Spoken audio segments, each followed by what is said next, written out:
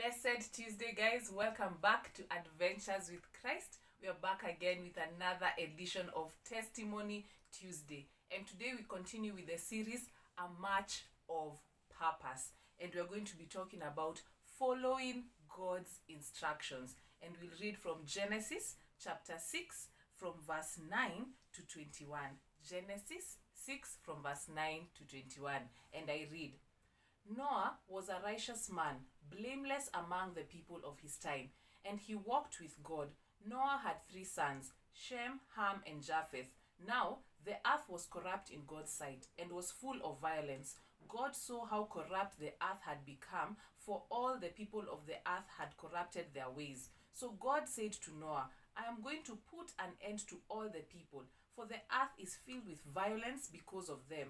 I am surely going to destroy both them and the earth. So make yourself an ark of cypress wood, make room in it, and coat it with pitch inside and out.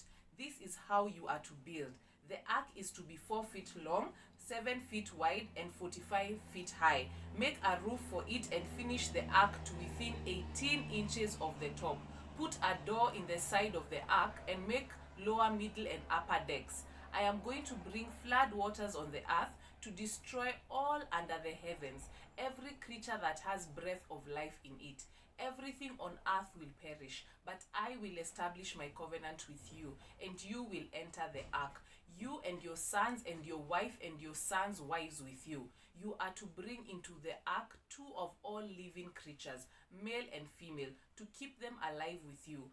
2 of every kind of bird, of every kind of animal, and of every kind of creature that moves along the ground will come to you to be kept alive. You are to take every kind of food that is to be eaten and store it away as food for you and them. Noah did everything just as God commanded him. Wow.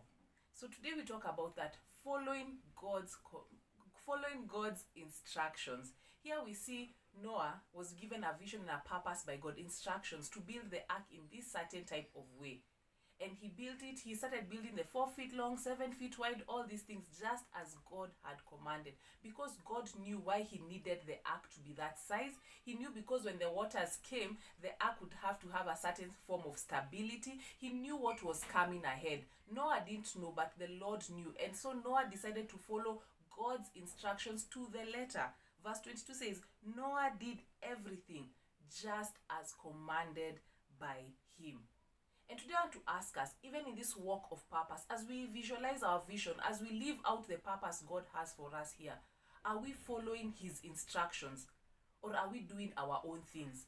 Yes, you have this business idea. Yes, you have this business plan. Yes, you have this plan to start a ministry, to write a book, to do all these things, which are good things. But are you following God's instructions? Are you going back to him to get the instructions of how to build that thing up?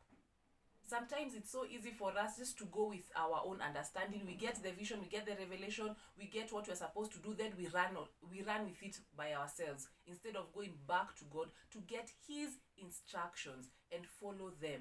And that's what Noah did. He was told to build an ark. He would have gone and built the ark the way he knows, the way he understands, and it would have sunk during the flood.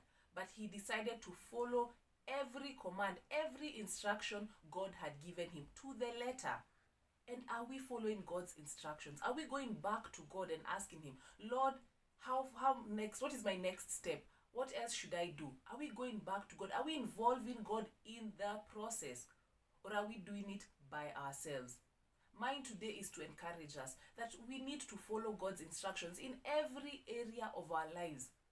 In our family lives, in our careers, in our relationships, in our friendships, every area of our lives. Let's go back to God and follow his instructions over that area, because he knows what is coming. He knows what is ahead. We may think we know, but we don't. He is the one who holds the future in his hand. So it only makes it right for us to go back to him when we are going to make these major decisions, when we're even making those small decisions. Let's go back to him. And another point I saw about Noah, we usually see that even people around him were starting to tell him, will there really be rain? Because it's not been raining. There are other voices speaking to him. There are other instructions around him. But he did not listen to those around him. He listened and he focused on God. Sometimes it will be easy to listen to those around us maybe the instructions God is telling us to do not make sense, and it's easier to follow the instructions of those around us. Let us always focus on God. Be led by God. Even when we are seeking wise counsel, let us be led by God to who to go to at that time.